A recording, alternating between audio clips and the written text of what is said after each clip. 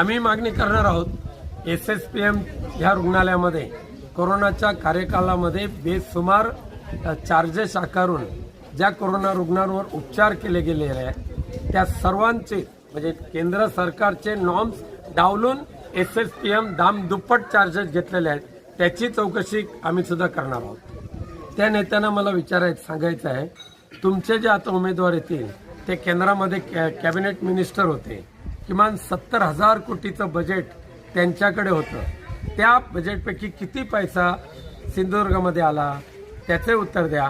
मी उत्तर द्यायला सक्षम आहे। माझ्या संसद आणि मतदारसंघात केलेल्या कामाचा लेखाजोखा जर त्यांनी वाचला तर त्यांना कळून चुकेल विनायक राऊत म्हणजे काय। त्यांच्या अकलेचा दिवाळा निघालेला आहे।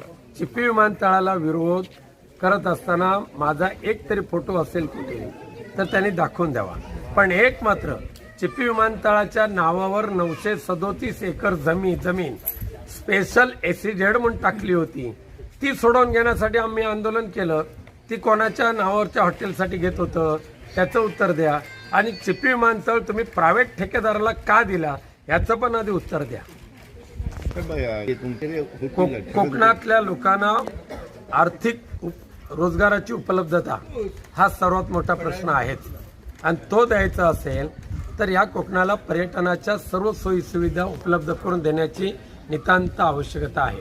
आणि त्यासाठी या ठिकाणी अनेक मार्ग आम्ही सुचवलेले आहेत। त्यापैकी महत्त्वाचा जो उपक्रम आहे की प्रधानमंत्री स्वदेश दर्शन योजना टप्पा 2 ही या ठिकाणी सिंधुदुर्ग आणि रत्नागिरीमध्ये मंजूर झालेली आहे।